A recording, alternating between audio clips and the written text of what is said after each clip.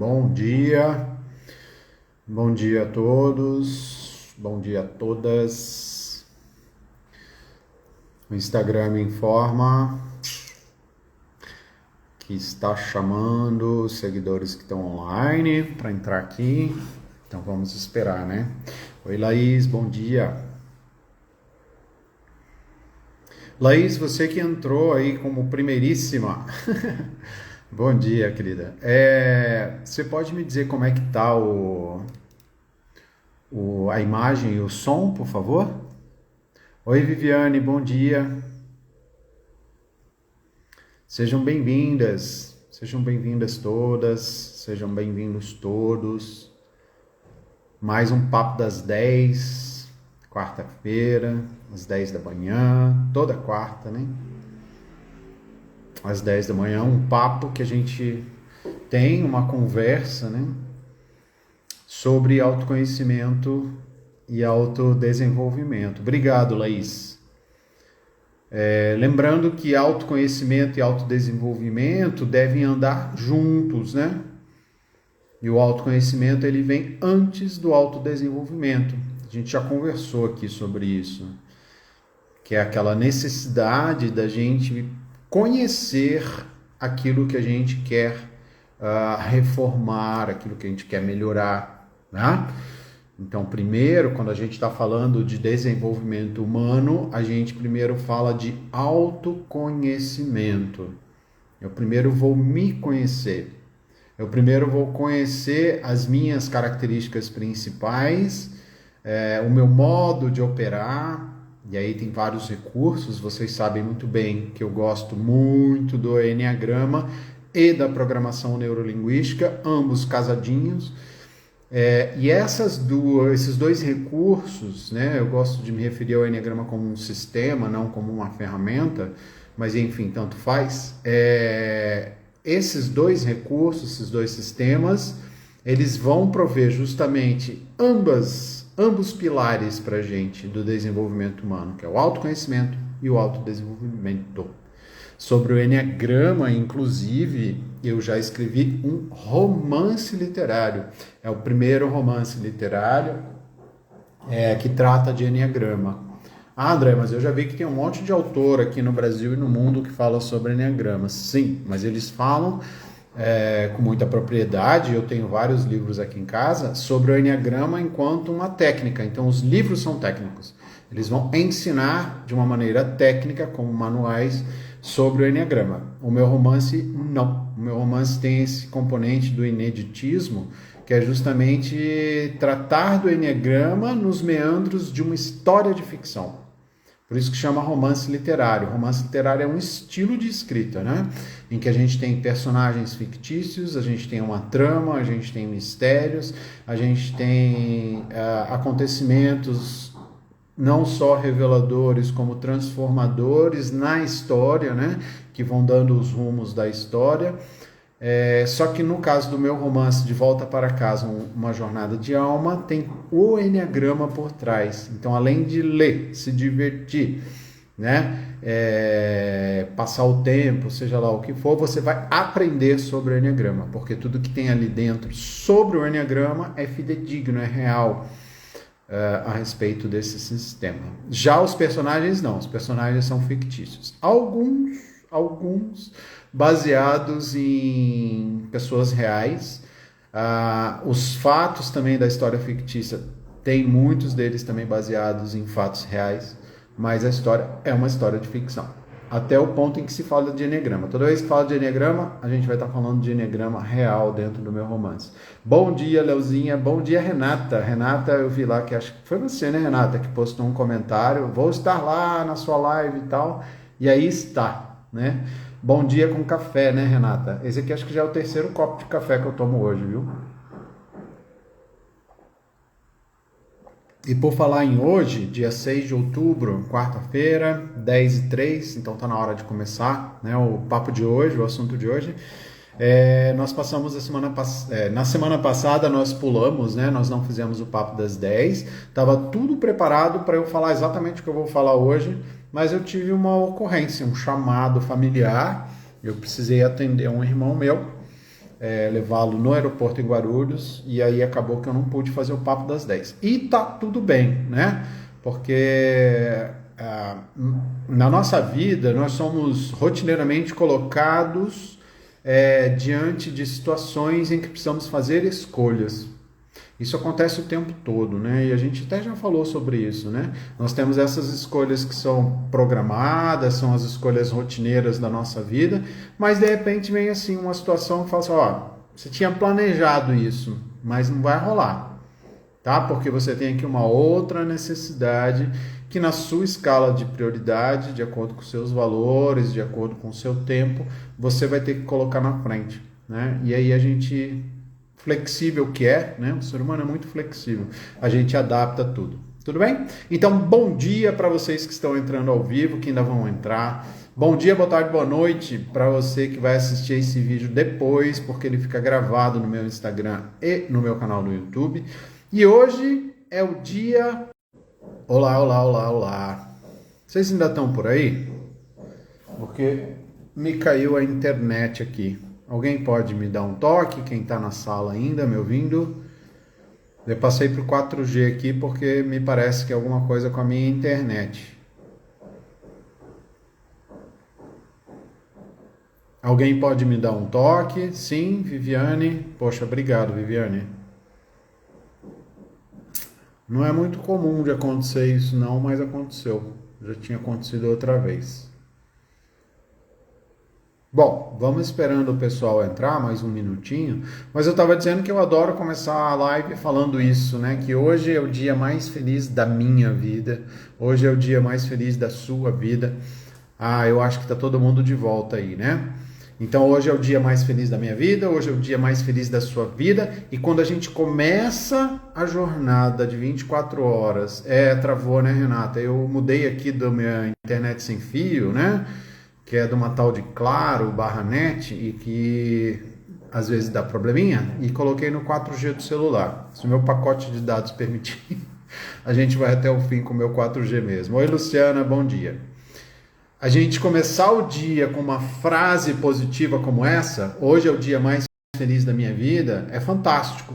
Porque a gente já joga para o universo, a gente já joga para o fluido cósmico universal, onde todos nós estamos imersos, essa energia positiva, essa energia de gratidão, essa energia que vai nos motivar a, de fato, ter o melhor dia das nossas vidas, ou transformar o dia que está começando no melhor dia das nossas vidas. Quer dizer que amanhã não vai ser o melhor dia das nossas vidas? Vai. Basta que a gente transforme amanhã melhor do que foi hoje. Porque hoje está sendo melhor do que foi ontem. E é assim que a gente tem que trilhar a nossa caminhada. Tá bom? Muito bem. Então nós vamos começar o papo de hoje. Hoje a gente vai falar de novo sobre programação neurolinguística, mas com outra abordagem, outro conhecimento dentro da PNL, tudo bem? Como eu estava falando antes, para quem não ouviu, Enneagrama e PNL, dois sistemas, duas ferramentas de autoconhecimento e autodesenvolvimento, nas quais eu sou especialista, as quais eu estudei e continuo estudando a fundo e que eu gosto de trazer sempre nas minhas lives. Enneagrama nem se fale, né? Meu romance literário De Volta para Casa é sobre Enneagrama, tem o Enneagrama como pano de fundo, e o PNL que eu estava falando que eu não vejo como descasar do Enneagrama, né? Porque o Enneagrama e o PNL provém a possibilidade do autoconhecimento e do autodesenvolvimento. E hoje, da PNL, eu vou trazer para vocês as pressuposições da PNL, as pressuposições da programação neurolinguística. E eu tenho um recado para vocês, né? Porque na chamada... eu falei que nós temos, né, 14 pressuposições da PNL. E aí, preparando... Oi, Pri, tudo bem? Preparando essa live para vocês hoje, eu cheguei à conclusão de que não daria para falarmos das 14 hoje. Então, nós vamos dividir em duas partes. Eu vou falar 7 pressuposições hoje e 7 pressuposições semana que vem. Sabe por quê? Porque senão a live ficaria muito longa. E eu estive conversando com algumas pessoas, amigos, em conversa informal, assim. A Denise, se assistir aqui depois, ela vai se identificar com isso. E algumas pessoas, a gente não pode nunca generalizar, algumas pessoas têm achado assim que tá meio over, né, essa história de live. Nós estamos praticamente há 2 anos nessa rotina de muita atividade online, e aí as lives mais extensas, elas acabam perdendo, né, um pouco a conexão de quem está assistindo. Então a ideia é que a gente faça uma live aí, eu não sei quanto tempo vai durar, mas com certeza se eu trouxer essas 14 pressuposições para hoje, seria uma live extremamente longa e não interessa mais a ninguém isso, tudo bem? Ou pelo menos eu acho que não. Então a gente vai fazer 7 hoje. E aí nós já falamos aqui, em outras conversas, sobre crenças. O que são as nossas crenças? As crenças que nós possuímos, que nós desenvolvemos, que nós compramos dos outros, que nós incorporamos nas nossas vidas, são ideias ou argumentos que nós temos em nós, que foram construídos ou nos foram marcados. Na PNL a gente chama isso de imprint, é como se tivesse imprintado em nós, e que no fim da linha vão moldar a maneira como nós agimos ou reagimos no dia a dia diante dos desafios que nós temos. E aí a gente viu que essa teoria de crenças, ela está inserida justamente dentro da programação neurolinguística. Mas o Enneagrama também fala de crenças, né? E nós temos 2 tipos de crenças. Nós temos 2 tipos de padrões que normalmente estão associados aos nossos valores. E essas crenças, elas podem nos ajudar, nos impulsionar, quando nós vamos chamá-las de crenças possibilitadoras, ou elas podem nos travar, elas podem nos paralisar, que é quando nós vamos chamá-las de crenças limitantes. Tudo bem? Aí eu trago para vocês a grande novidade do dia. A PNL, a programação neurolinguística, tem as suas próprias crenças. É como se nós personificássemos a PNL, transformássemos a programação neurolinguística, que é uma técnica, é um recurso transpessoal, é um sistema de autoconhecimento e autodesenvolvimento numa pessoa. Então, a partir de agora, a PNL é uma pessoa e esta pessoa, a PNL, tem as suas crenças próprias. Só que essas crenças da PNL, essas pressuposições em número de 14, elas são como leis universais. Então, o que nós vamos fazer? Nós vamos pegar as nossas crenças pessoais e individuais, que nós temos, eu tenho as minhas, vocês têm as de vocês, muitas vezes semelhantes, mas nunca iguais. Por que nunca iguais? Porque os fatores por trás delas, os fatores que levaram a gente a desenvolver essas crenças, são mega individuais. Porque tem a ver com as nossas percepções das experiências que nós tivemos. Mas nós vamos pegar essas crenças pessoais e a elas vamos somar as pressuposições da PNL. Simples assim, que é o que a gente vai conversar hoje. Tudo bem até aqui? Interessante, né, a gente começar falando disso, né? E como eu falei na chamada para essa live, quando nós tomamos contato com essas pressuposições, com essas crenças da PNL, quando nós conseguimos compreendê-las, a gente vai poder, se nós nos permitirmos, entendermos melhor as coisas do nosso passado e as coisas do passado das pessoas que nos cercaram. As ações que foram tomadas em direção a nós, as frases que nos foram ditas, as decisões que foram tomadas. Isso nós, ou seja, o que eu disse, o que eu fiz, a decisão que eu tomei. Ou papai e mamãe, por exemplo, o que papai e mamãe nos disseram, o que papai e mamãe fizeram conosco, as decisões que papai e mamãe tomaram em relação a nós. Tudo bem? E mais que isso, nós vamos também entender melhor as nossas relações atuais. Então, compreender essas 14 pressuposições da PNL vai melhorar e muito as nossas relações atuais. Mais um bônus de entender tudo isso, né? A gente vai poder olhar para si, para nós mesmos e para o outro de uma maneira diferente. Com mais compaixão, com mais tolerância, com mais paciência, porque nós vamos entender que por meio dessas 14 pressuposições da PNL, existem coisas positivas por trás de tudo que nós fazemos e tudo que os outros fazem. E se isso é verdade, o que vai acontecer lá no fim da linha? Nós vamos melhorar as nossas relações. Não tem como ser diferente. Tudo bem? Interessa isso para vocês? Acho que sim, né? Porque nós somos seres em relação constante. E os nossos maiores, grandes desafios da nossa vida estão nas nossas relações. Primeiro a relação eu comigo mesmo, depois eu com o outro, depois eu com o mundo, numa visão mais macro, mais holística. Essas pressuposições da PNL, elas foram listadas por duas pessoas que se chamam o Bandler e o Grinder. Já falamos dele aqui, eu não vou ficar dando mais histórico da PNL, mas esses caras são os criadores da PNL.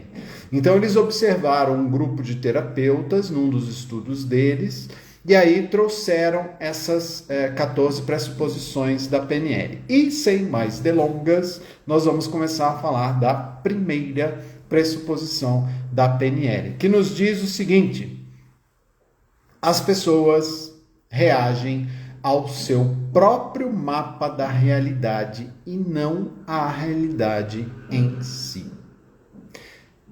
Quem me acompanha sabe que eu já falei disso aqui no Papo das 10, né?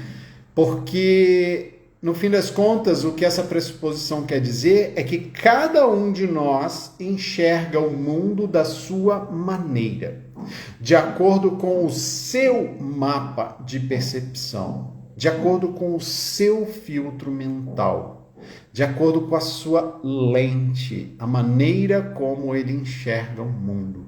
E essa lente não é igual para todos nós, porque ela depende justamente dos valores que são pessoais e individuais, das crenças que são pessoais e individuais, da nossa personalidade.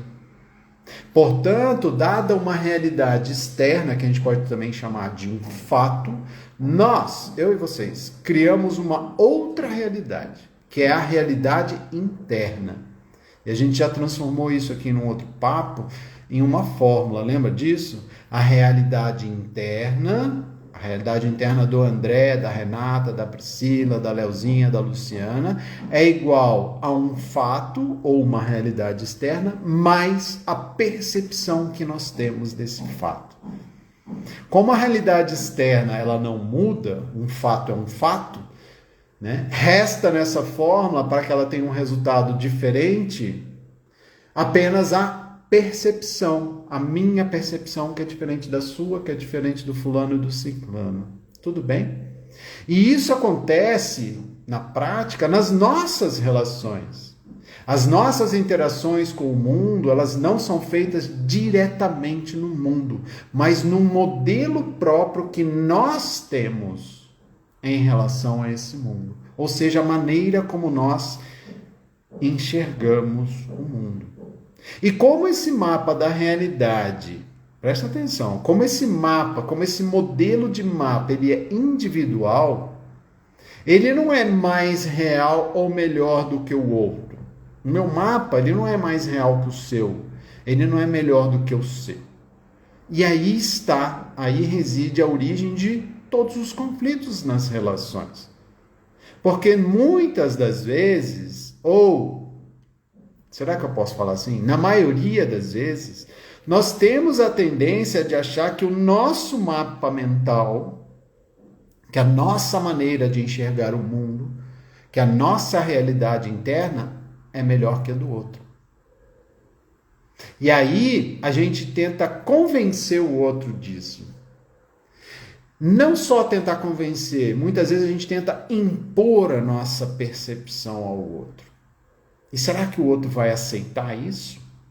Será que nós aceitamos quando alguém tenta impor o seu mapa da realidade, o seu filtro, a sua lente de enxergar um fato? Para nós, a gente aceita de boas isso? Não, né? Porque aí entra em conflito, muitas vezes, justamente os valores, as crenças. Então, compreender isso, olha que legal, né? Olha como dá uma clareada nas relações. Então, toda vez que eu tiver uma percepção e aí o outro tiver uma percepção diferente, eu preciso entender que ele tem essa percepção diferente por causa dos valores dele, das crenças dele, da personalidade dele. Não quer dizer que a maneira dele enxergar as coisas é pior ou melhor do que a minha. Não quer dizer que eu tenha que impor a ele a maneira como eu enxergo e nem que eu devo aceitar que ele imponha a sua. Mas simplesmente ter mais compaixão, tolerância e paciência, entendendo essa pressuposição da PNL. Que quer de novo dizer o quê? As pessoas reagem ao seu próprio mapa da realidade e não à realidade em si. Nossa, muda uma eternidade nas relações, né, gente? Parece óbvio? Parece o óbvio. Mas bota essa pressuposiçãozinha assim, ó, escrita e colada no seu guarda-roupa e lê ela todo dia. E incorpora ela nas suas relações. Você vai ver como isso vai mudar a sua vida. A sua vida, que é a vida de um ser em relação o tempo todo. Tudo bem? Essa foi a primeira. Gostaram disso? Eu adoro essas pressuposições da PNL, assim, é um negócio fantástico que mudou minha vida, por isso que eu gosto de falar, né? Porque eu já estive nesse lugar de estudar essas pressuposições, de aplicá-las na minha vida, de incorporá-las na minha vida e ver como as minhas relações melhoraram. Vamos para a segunda? Segunda pressuposição. Cada um faz o melhor que pode, considerando o contexto e os recursos de que dispõe naquele momento. Vou repetir. Cada um faz o melhor que pode, considerando o contexto e os recursos de que dispõe naquele momento. Gente, isso também muda toda uma relação. Isso muda a maneira como a gente olha para o próximo. Isso tende a tirar da gente aquela vontade quase incontrolável que a gente tem de julgar o próximo, de dizer para o próximo: você não está dando o seu melhor, você poderia ter feito melhor. Bom dia, Gustavo. Então, o resumo dessa pressuposição é que as pessoas sempre fazem e fizeram, portanto, no passado, a melhor escolha que elas podem.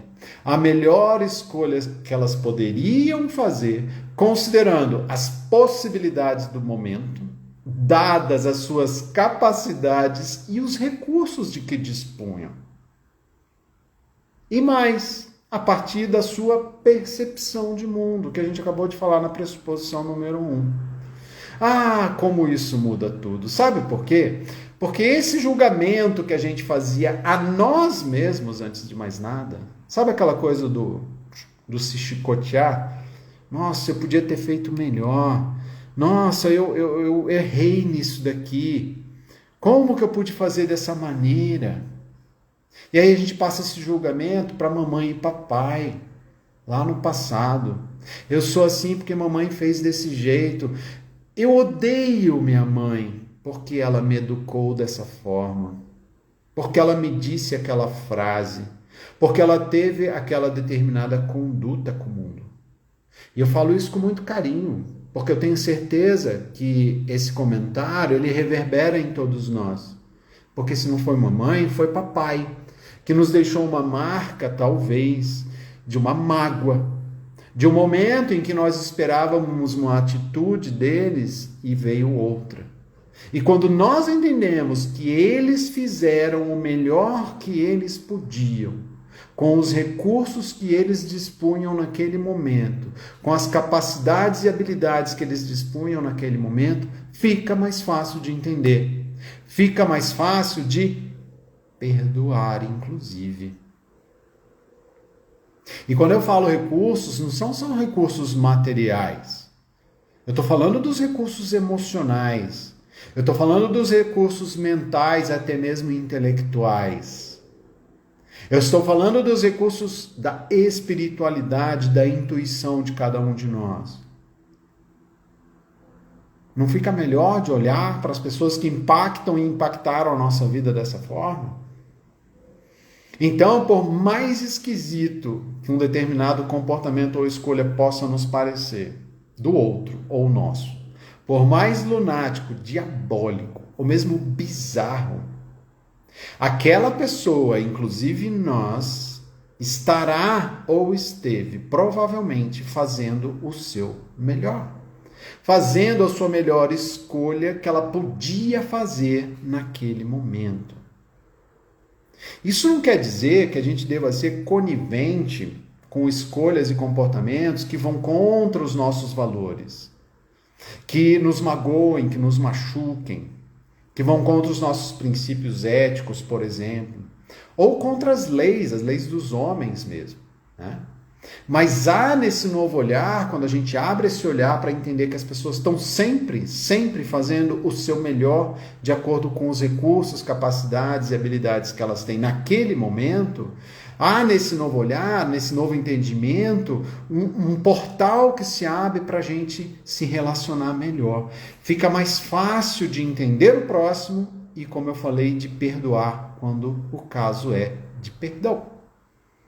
E a notícia boa, sabe qual é? Por mais óbvio que pareça, é que na medida em que nós nos tornamos mais ricos do conhecimento de nós mesmos, à medida que a gente faz processos de autoconhecimento e autodesenvolvimento, seja por um curso, seja por uma terapia, seja por uma formação, seja assistindo uma live, o Papo das 10 toda quarta-feira, não importa.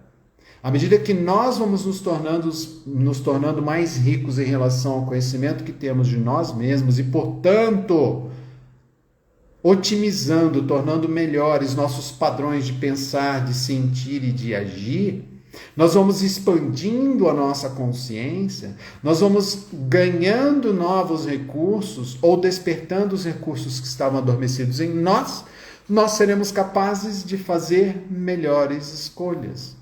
Nós teremos melhores comportamentos. Simples assim. E aí essa frase, essa pressuposição de que o que nós fazemos num determinado é o melhor que podemos de acordo com os nossos recursos, o que nós fazemos será mais saudável e mais equilibrado na medida em que eu elevo a minha consciência. Tem um ponto de atenção aqui que eu gosto sempre de lembrar. Nem sempre as pessoas que nos rodeiam estão passando por esse processo de expansão de consciência. Nem sempre as pessoas com quem convivemos, aquelas mais próximas, estão vivenciando um processo de desenvolvimento humano.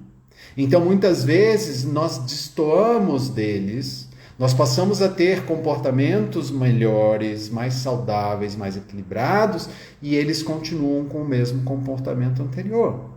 Isso, se nós não estivermos atentos, pode por si só também se tornar uma fonte de estresse, de conflito nas relações. Cabe a nós resgatar essas pessoas. Por meio de quê? Do nosso exemplo. Porque não tem como uma pessoa com quem a gente convive olhar para a gente e falar assim, nossa, mas você está diferente, hein? Você está melhor, você está mais calmo, você está mais sereno, você está mais produtivo, você está mais conciliador, você está mais humilde. Isso me interessa, eu quero também ficar assim. Como que você fez? É dessa forma que a gente resgata, pelo exemplo de um comportamento mental, espiritual, emocional e físico mais saudável, mais equilibrado que a gente dá ao próximo. Tudo bem? Estão gostando disso? Oi, Tina, tudo bem? Oi, Lu.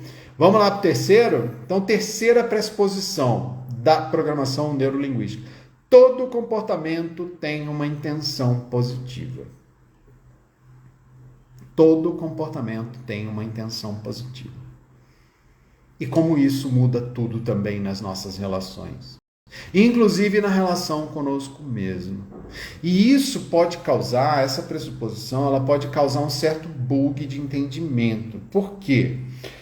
Se nós percebermos, por exemplo, que muitos comportamentos nossos e dos outros não são comportamentos saudáveis, não são decisões equilibradas, são muitas vezes comportamentos ligados ao vício, à violência. Então, será que vale mesmo essa pressuposição de que todo comportamento tem uma intenção positiva, mesmo que seja um comportamento nocivo, violento?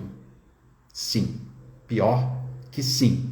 Sabe por quê? Porque essa intenção positiva, ela atende sempre a um determinado critério de valor. E esse critério de valor, ele é pessoal e individual.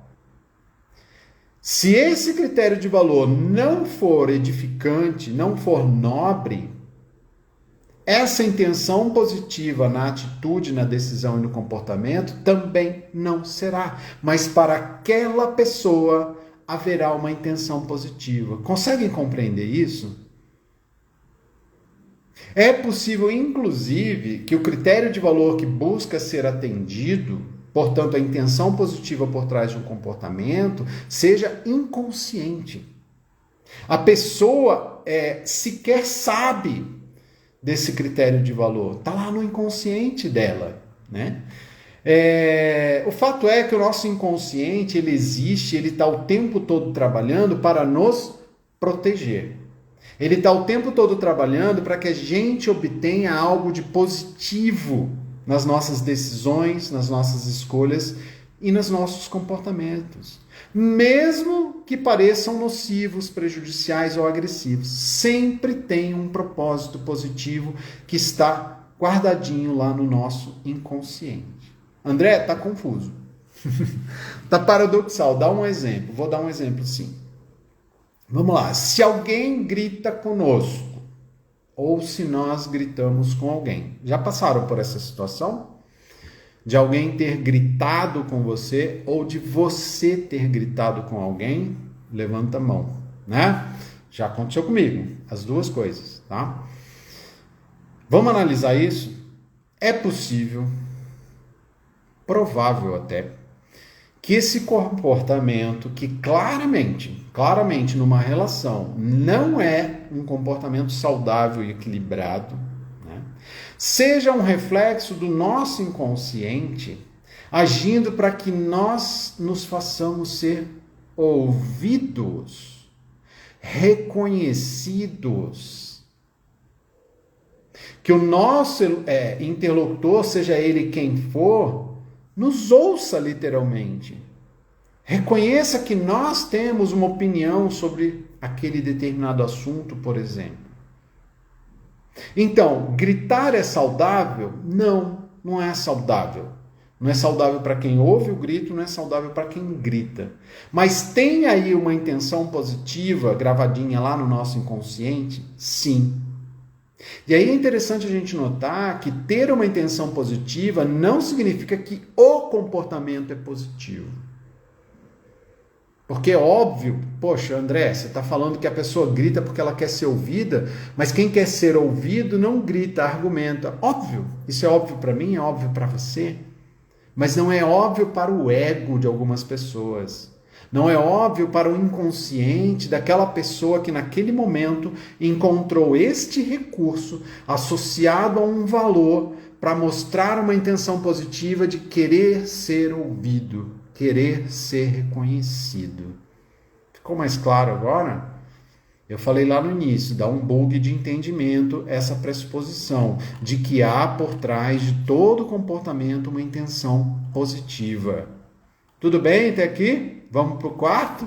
Estão gostando? Eu estou. Vamos lá, quarta pressuposição da programação neurolinguística. Já são 10h33, a gente passou da metade aqui, a gente já está se encaminhando para o final. Quarta pressuposição, todo comportamento foi útil no contexto em que foi criado. E aqui a gente volta a falar da nossa personalidade, porque a gente já estudou, já falou sobre isso aqui. A nossa personalidade, ela foi forjada, foi criada lá atrás, começando na nossa infância, naquela dinâmica de fuga do medo original e busca por um desejo original não atendido. Lembram disso? Né? E aí a gente viu isso, a gente vê isso no contexto do Enneagrama. E aí a gente vai amadurecendo essa nossa personalidade que começa na infância, a gente amadurece na adolescência, e ela vai tendo por trás esse ego que está o tempo todo tentando nos defender. E no momento em que os comportamentos padrões típicos de cada uma personalidade foram criados, naquele momento eles tinham um propósito, eles tinham uma utilidade. A questão é que muitas vezes nós carregamos aquele comportamento para o resto da nossa vida. A gente cresce como adulto trazendo aquele comportamento, porque aquele comportamento virou uma crença nossa, e aí a gente vai ficar com aquele troço gravado no consciente, e a cada gatilho que nos remeter àquele momento lá na infância em que a gente teve aquele comportamento, a gente vai trazer ele de novo. Exemplo para ficar mais claro. Imagine um bebezinho que começa a chorar. Pela primeira vez que ele chorou na vida dele, por ter caído, por ter se machucado, por ter sentido fome, primeira vez que ele chorou na vida dele, o que papai e mamãe fizeram? Correram para ele, seguraram ele no colo, deram carinho, deram amparo, deram calor, deram comida, né? Mamãe ofereceu o peito para ele mamar. Ora, o que ele vai criar já como um mecanismo do ego dele? Quando eu choro, mamãe e papai vêm e me socorrem. Estão me acompanhando aqui? O que tem de errado nisso? Nada, absolutamente nada, porque também não existe certo e errado. Mas qual é a questão que tem aqui envolvida? O que pode acontecer se nós carregamos esse padrão para a nossa vida adulta é que nós nos tornemos o adulto chorão. Sabe em que sentido? No sentido de ser dependente dos outros, de ser inseguro para seguir o seu caminho sozinho, de se sentir frágil em tomadas de decisões. Sabe aquele adulto reclamão, aquela pessoa que reclama de tudo? A boa notícia, o Enneagrama, junto com a PNL, vai permitir, com recursos adjuntos terapêuticos, que a gente volte lá nesse ponto do passado, onde isso foi criado, onde esse comportamento padrão foi criado, e a gente possa estabelecer novas estratégias. Que a gente possa entender que naquele momento o comportamento foi útil, mas não necessariamente nós devemos carregá-lo para o resto da nossa vida. E aí a gente vai ter possibilidade, quando a gente tem esse entendimento, de estabelecer novas estratégias, mais adequadas para o nosso momento atual. De tal forma que a gente não repita nas nossas relações de hoje coisas que nos fizeram no passado.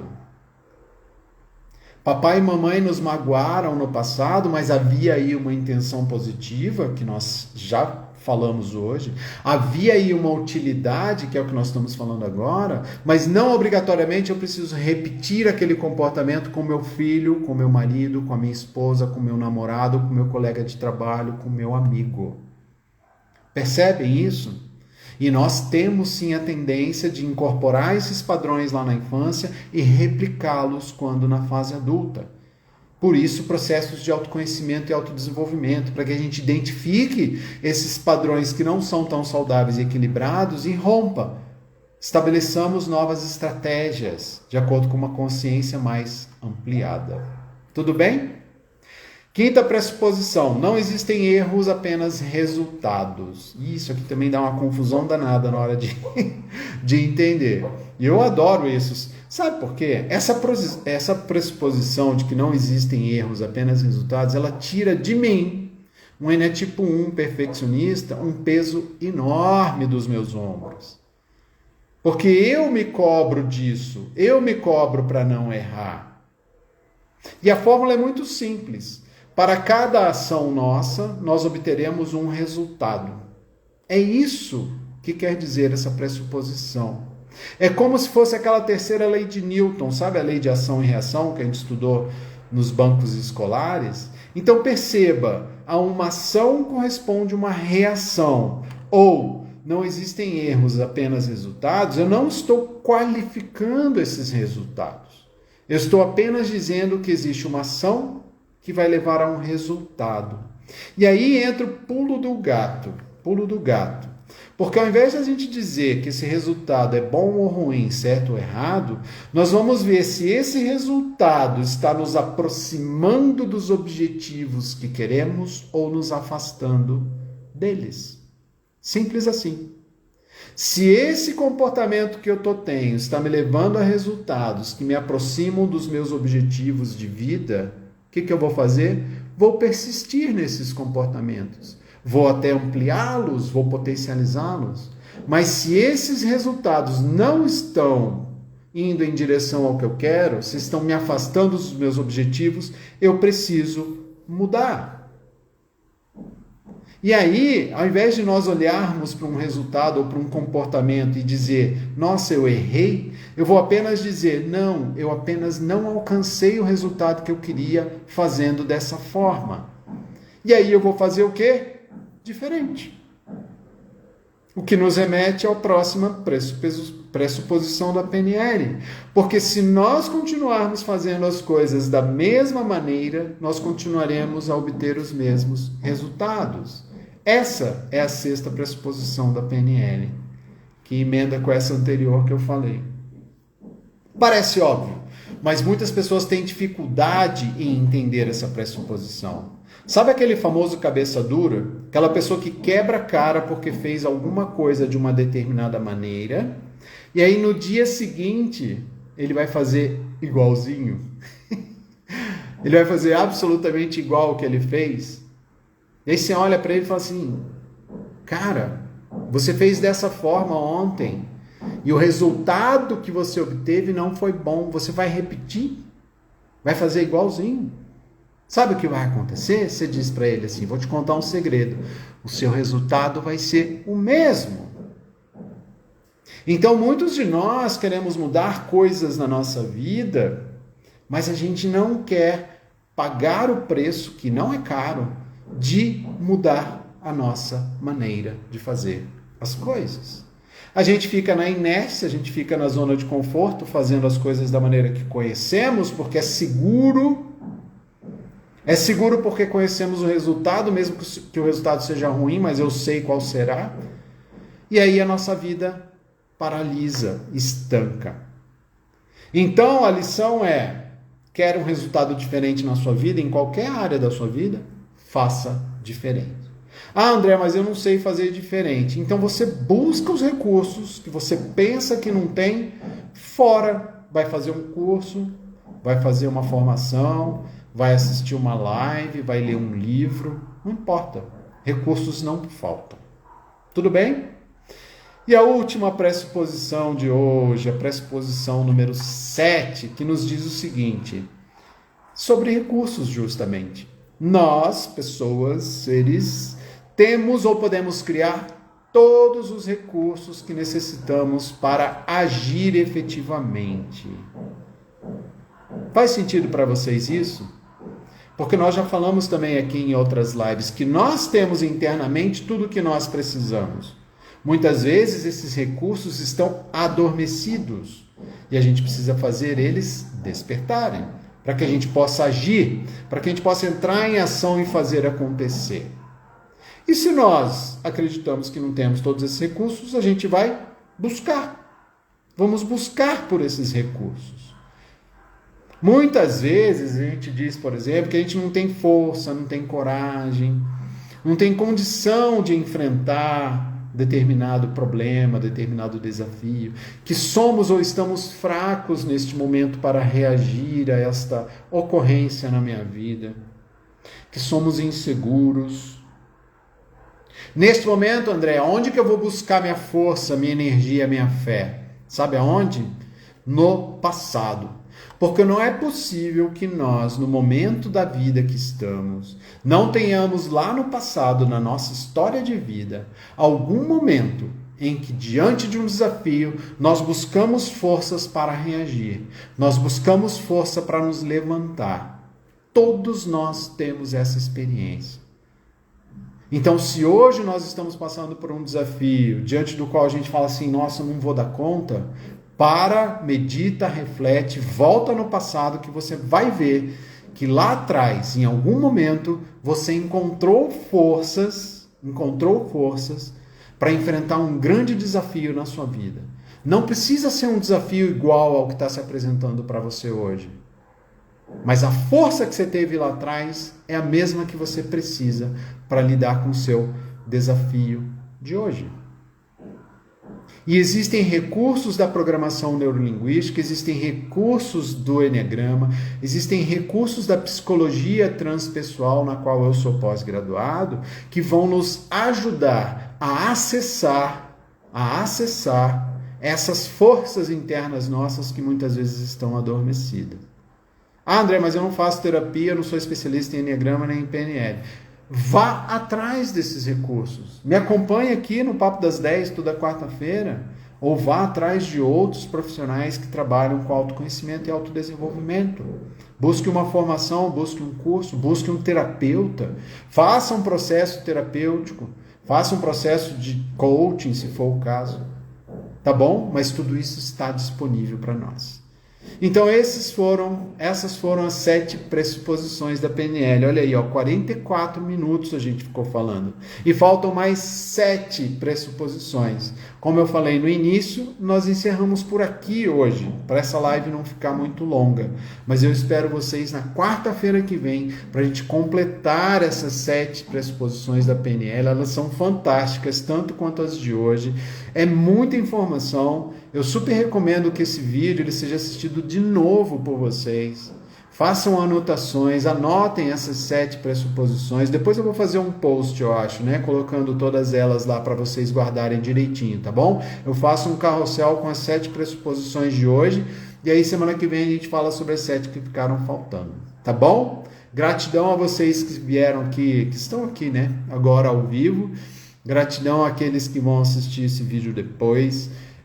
Com muita alegria que eu chego até vocês e desejo de verdade que cada palavra, cada reflexão que eu traga para vocês nas quarta-feiras seja um instrumento para vocês despertarem e tornarem suas vidas melhores, para que vocês se tornem seres humanos com uma consciência mais expandida e, portanto, com comportamentos mais saudáveis e mais equilibrados. Primeiro para vocês mesmos e depois para o outro nas relações que cada um tem. Muito obrigado, beijo no coração de vocês e até semana que vem. Tchau, tchau.